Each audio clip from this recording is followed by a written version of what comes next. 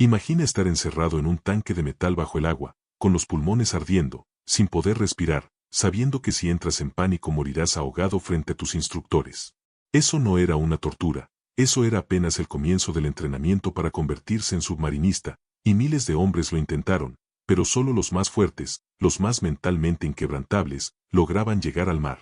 Si te gusta este tipo de contenido, suscríbete al canal y activa la campanita para no perderte ninguna historia como esta. Corría el año 1940, y el mundo estaba sumergido en la Segunda Guerra Mundial. Los océanos se habían convertido en campos de batalla silenciosos donde gigantescos submarinos acechaban en las profundidades, y las naciones necesitaban hombres capaces de sobrevivir en ese infierno de acero y presión. Pero no cualquier hombre servía. El entrenamiento para convertirse en submarinista era tan brutal, tan implacable, que se decía que era más fácil sobrevivir al combate que a la preparación misma. Los instructores no buscaban soldados comunes, buscaban algo más, buscaban hombres que pudieran controlar el miedo más primitivo del ser humano, el miedo a morir ahogado en la oscuridad absoluta. El primer día de entrenamiento comenzaba con una prueba que elimina al 30% de los candidatos en cuestión de horas. Los aspirantes eran llevados a una piscina profunda, con todo el equipo puesto, y allí, frente a la mirada fría de los instructores, debían sumergirse y permanecer bajo el agua mientras realizaban tareas complejas. Pero no era solo nadar, no era solo aguantar la respiración. Los instructores bajaban con ellos, y sin previo aviso, arrancaban sus máscaras, cortaban sus mangueras de aire, enredaban sus equipos. Todo esto mientras el aspirante luchaba por no entrar en pánico, por no subir desesperado a la superficie, porque hacerlo significaba el fracaso inmediato. El agua se convertía en una trampa mortal, y la única salida era mantener la calma, resolver el problema y respirar de nuevo. Muchos hombres fuertes, soldados con experiencia en combate, salían de esa piscina temblando, vomitando, jurando que jamás volverían a intentarlo. Pero aquellos que lograron superar esa primera prueba solo habían tocado la superficie de lo que les esperaba. El entrenamiento real, el verdadero infierno, comenzaba después. Los llevaban a simuladores de escape, cámaras de presión donde se replicaban las condiciones exactas de un submarino hundido a 30, 50, incluso 100 metros de profundidad. Dentro de esas cámaras, los aspirantes debían aprender a escapar de un submarino inundado usando solo un pequeño tubo de respiración y su capacidad para controlar el terror. La presión era tan intensa que muchos sentían como si sus cráneos fueran a explotar, sus oídos sangraban, sus pulmones se comprimen hasta el punto de que cada respiración era una agonía. Y en medio de esa tortura, debían seguir las instrucciones al pie de la letra, porque un solo error, una sola inhalación mal calculada al ascender, podía causar una embolia que los mataría en segundos o los dejaría inválidos de por vida. Había algo en ese entrenamiento que iba más allá de lo físico, algo que tocaba la fibra más profunda del alma humana. Los instructores lo sabían, y por eso diseñan cada ejercicio no solo para probar el cuerpo, sino para quebrar la mente. Una de las pruebas más temidas era la del ahogamiento controlado. Los aspirantes eran sumergidos en tanques oscuros, con los ojos vendados, mientras el agua subía lentamente. No sabían cuándo llegaría a sus narices, no sabían si los instructores lo sacarían a tiempo. Solo sabían que debían controlar su respiración, controlar su pánico, y confiar. Confiar en que no morirían allí, aunque cada fibra de su ser les gritara que corrieran, que escaparan, que hicieran lo que fuera por salir de ese ataúd líquido. Pero lo que estaba a punto de ocurrir en las siguientes semanas de entrenamiento cambiaría todo para siempre. Porque después de sobrevivir a las piscinas, a las cámaras de presión y a los tanques de ahogamiento, los aspirantes eran llevados al mar abierto. Y allí, en las aguas frías y oscuras del océano, enfrentaron la prueba definitiva. Los descendían en jaulas de metal a profundidades donde la luz del sol ya no llegaba, donde el silencio era tan absoluto que podían escuchar los latidos de su propio corazón. Y entonces, sin previo aviso, los instructores soltaban las jaulas, las dejaban caer más y más profundo, simulando un accidente real, un fallo en el sistema. Los aspirantes, atrapados en esa caja de metal hundiéndose en la nada, debían mantener la calma, recordar su entrenamiento, y esperar el momento exacto para escapar. Porque escapar demasiado pronto significaba quedarse sin aire en el ascenso, pero esperar demasiado significaba hundirse hasta una profundidad de la que jamás podrían regresar. Los números eran desgarradores. De cada 100 hombres que comenzaron el entrenamiento, solo 20 llegaban al final. Los demás abandonaban, eran descalificados por fallos mentales, o en los casos más trágicos, morían durante las pruebas. Porque sí, había muertes. No eran frecuentes, pero ocurrían. Un aspirante que entraba en pánico y subía demasiado rápido podía sufrir una embolia gaseosa fatal. Otro que inhalaba agua en el momento equivocado podría ahogarse antes de que los instructores pudieran rescatarlo. Y esas muertes no eran encubiertas, eran parte del riesgo conocido, parte del precio que había que pagar por formar a los hombres más capaces de operar en el entorno más hostil de la guerra, las profundidades del océano. Existía una razón por la que el entrenamiento era tan extremo, tan aparentemente inhumano. Los submarinos de la época eran ataúdes de acero.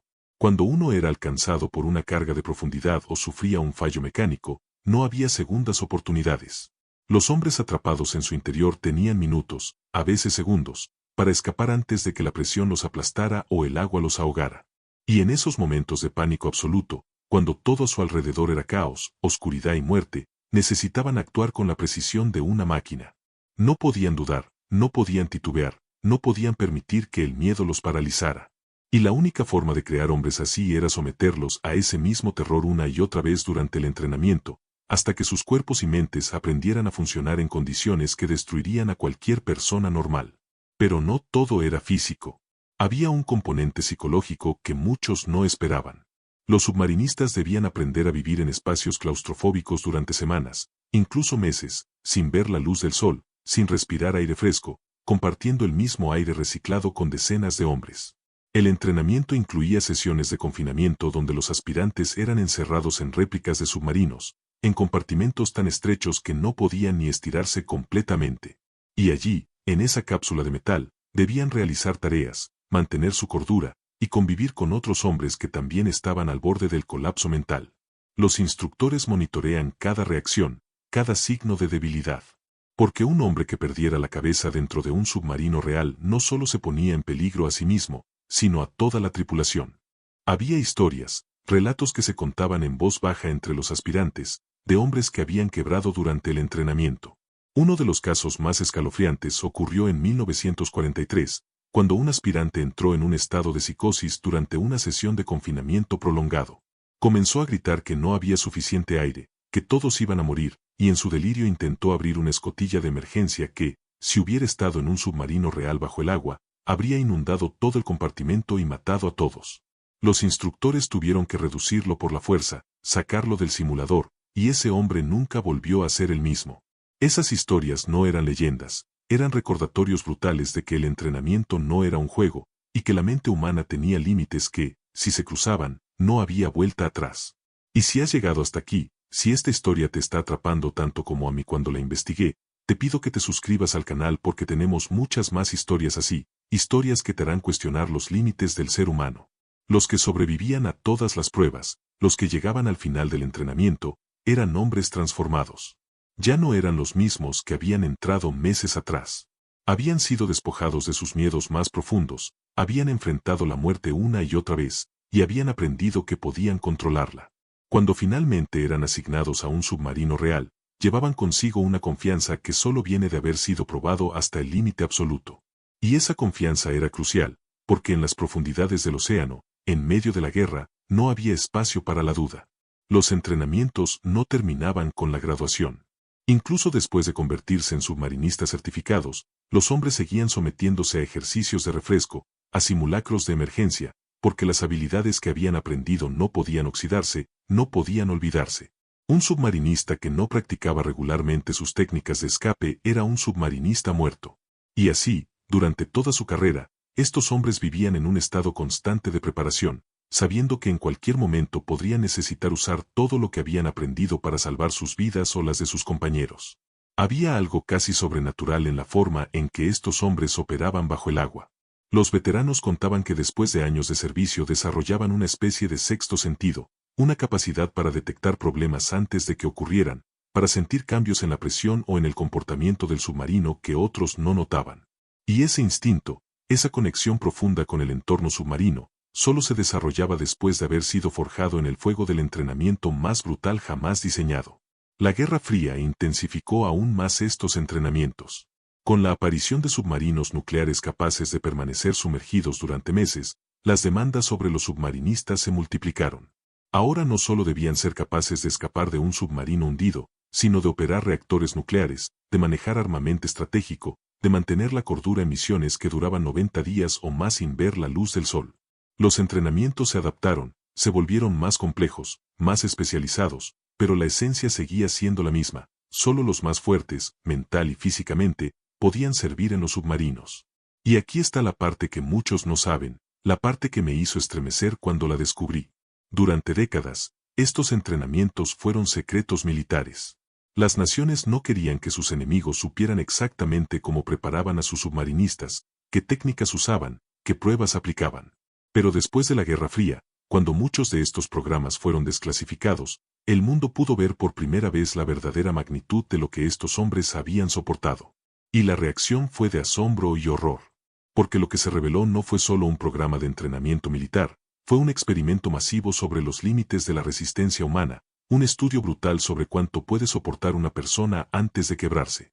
Hoy en día, los entrenamientos para submarinistas siguen siendo intensos, pero han evolucionado. Se usan más simuladores avanzados, más tecnología, más conocimientos sobre psicología y fisiología humana. Pero la esencia permanece intacta. Para servir en un submarino, para sobrevivir en las profundidades del océano, necesita ser más que fuerte, necesita ser mentalmente inquebrantable. Necesita ser capaz de mirar a la muerte a los ojos y decirle no hoy. Los hombres que completaron estos entrenamientos, los que sirvieron en submarinos durante las guerras y las misiones secretas de la Guerra Fría, son héroes silenciosos. Muchos de ellos nunca pudieron hablar de lo que hicieron, de las misiones que cumplieron, de los momentos en que estuvieron a segundos de la muerte. Y muchos de ellos cargaron con traumas profundos, con pesadillas de ahogamiento, con claustrofobia que nunca los abandonó. Pero todos ellos compartían algo, el orgullo de haber sido parte de la hermandad más exclusiva del mundo militar, la hermandad de los que dominaron el océano. Los relatos más escalofriantes vienen de aquellos que fallaron en las pruebas finales, de aquellos que estuvieron tan cerca de lograrlo, pero que en el último momento su mente o su cuerpo simplemente se rindieron. Uno de estos casos ocurrió en 1956, durante una prueba de escape desde un submarino simulado a 40 metros de profundidad. Un aspirante llamado Robert Henley había superado todas las pruebas anteriores con calificaciones casi perfectas, era considerado por sus instructores como uno de los candidatos más prometedores de su promoción. Pero durante esa prueba final, algo cambió. Cuando llegó el momento de abandonar la cámara de escape y ascender a través de la columna de agua oscura, Robert se congeló. Sus compañeros lo vieron quedarse inmóvil, con los ojos muy abiertos detrás de su máscara, y en ese instante de duda, en ese segundo de vacilación, el pánico se apoderó de él. Subió demasiado rápido, olvidó exhalar correctamente, y cuando llegó a la superficie estaba inconsciente. Los equipos médicos lo reanimaron, pero el daño ya estaba hecho. Había sufrido una embolia cerebral que lo dejó con problemas neurológicos permanentes. Su carrera como submarinista terminó antes de comenzar, y su historia se convirtió en una advertencia para todos los que vendrían después. Pero había otros que ni siquiera llegaban a las pruebas de agua. Existía una fase del entrenamiento que muchos consideraban aún más brutal que las inmersiones, el entrenamiento de resistencia psicológica. Los aspirantes eran sometidos a interrogatorios simulados, a privación sensorial, a situaciones de estrés extremo diseñadas para replicar lo que podría ocurrir si su submarino era capturado por fuerzas enemigas. Los encerraban en celdas completamente oscuras durante días, sin saber qué hora era, sin contacto humano, alimentados apenas lo suficiente para mantenerse conscientes. Y en medio de esa oscuridad, cuando sus mentes comenzaban a jugarles trucos, cuando empezaban a alucinar o a perder la noción de la realidad, los instructores aparecían para interrogarlos, para presionarlos, para ver si revelarían información clasificada. Porque un submarinista capturado tenía acceso a secretos que podrían cambiar el curso de una guerra, rutas de patrullaje, frecuencias de comunicación, capacidades de armamento. Y si bajo tortura o presión psicológica ese hombre hablaba, las consecuencias serían catastróficas. Los registros médicos de aquellos años revelan algo perturbador. Muchos de los hombres que completaron el entrenamiento mostraban signos de lo que hoy llamaríamos trastorno de estrés postraumático, pero en esa época simplemente se consideraba parte del precio de ser submarinista. Sufrían pesadillas recurrentes donde se ahogaban, despertaban en medio de la noche sintiendo que no podían respirar, desarrollan fobias a espacios cerrados que antes no tenían. Pero nada de esto se consideraba una razón para descartar a un candidato, siempre y cuando pudiera seguir funcionando. La mentalidad de la época era simple y brutal: si podías hacer el trabajo a pesar del trauma, entonces eras apto para servir. Había una prueba en particular que se ganó la reputación de ser la más terrorífica de todas, y se conocía simplemente como la caja negra. Los aspirantes eran introducidos en un compartimento sellado del tamaño de un ataúd, completamente a oscuras, y se simulaba una inundación lenta. El agua comenzaba a entrar por el suelo, fría como el hielo, subiendo centímetro a centímetro mientras el aspirante permanecía atrapado en ese espacio claustrofóbico. No podía ver nada, solo sentir cómo el agua subía por sus tobillos, luego por sus rodillas, su cintura, su pecho. Y durante todo ese tiempo, debía realizar tareas específicas, localizar una válvula en la oscuridad, cerrarla usando solo el tacto, activar un sistema de emergencia que estaba deliberadamente colocado en el lugar más inaccesible. Todo esto mientras el agua seguía subiendo, mientras sus pulmones comenzaban a sentir la presión, mientras cada instinto en su cuerpo le gritaba que golpea las paredes, que suplicara que lo sacaran de allí. Los instructores monitorean desde afuera con cámaras infrarrojas, observando cada movimiento, cada señal de pánico. Y si el aspirante fallaba, si perdía el control aunque fuera por un segundo, la prueba terminaba y su futuro como submarinista también. Existían historias de hombres que habían tenido experiencias cercanas a la muerte durante el entrenamiento y que, en lugar de abandonar, volvían con una determinación aún más feroz. Uno de los casos más famosos fue el de un aspirante llamado James Patterson, quien durante una prueba de escape a 30 metros sufrió un bloqueo en su equipo de respiración. Tragó agua, entró en pánico, y los instructores tuvieron que sacarlo de emergencia. Lo reanimaron en la superficie, pasó 2 días en el hospital con neumonía por aspiración, y cuando los médicos le dijeron que debía abandonar el programa por su propia seguridad, él simplemente se negó. 2 semanas después estaba de vuelta en el agua, repitiendo la misma prueba que casi lo mata. Y esta vez la completó. Los instructores dijeron que nunca habían visto a alguien con esa clase de determinación, esa negativa absoluta a aceptar la derrota. James Patterson se convirtió en uno de los submarinistas más condecorados de su generación, sirvió en misiones clasificadas durante la Guerra Fría, y según los registros desclasificados, salvó las vidas de su tripulación en al menos 3 ocasiones cuando su submarino sufrió emergencias críticas. Pero no todos tenían ese final. Había aspirantes que, después de fallar o de ser descalificados, caían en espirales de depresión y vergüenza. Para muchos de estos hombres, convertirse en submarinista no era solo un trabajo, era su identidad, su propósito. Y cuando ese sueño les era arrebatado, algunos simplemente no sabían cómo seguir adelante. Los registros militares de la época muestran un número preocupante de suicidios entre aspirantes que habían sido descalificados, hombres que sentían que habían fallado no solo al programa sino a sí mismos, a sus familias, a su país. Y lo más trágico era que muchos de ellos no habían fallado por falta de valor o de habilidad, simplemente sus cuerpos o sus mentes tenían límites que no podían superar, límites que cualquier persona razonable consideraría completamente comprensibles. Pero en la cultura militar de esa época, especialmente en las fuerzas submarinas, no había espacio para la compasión o la comprensión. O eras lo suficientemente fuerte o no lo eras, y si no lo eras, entonces no tenías lugar allí. La tecnología eventualmente cambió algunos aspectos del entrenamiento, pero nunca lo hizo más fácil. Con la llegada de los submarinos nucleares en los años 60, los aspirantes ahora también debían ser entrenados en física nuclear, en procedimientos de emergencia radiológica, en cómo manejar reactores que, si fallaban, podían convertir el submarino en una tumba radioactiva. Las pruebas de resistencia al estrés se intensificaron porque ahora los submarinistas no solo debían preocuparse por ahogarse o ser aplastados por la presión, también debían ser capaces de operar sistemas increíblemente complejos bajo condiciones de pánico extremo. Un error al manejar el reactor podría resultar no solo en la muerte de la tripulación, sino en un desastre ambiental de proporciones catastróficas. Los entrenamientos en aguas árticas representaban otro nivel de brutalidad.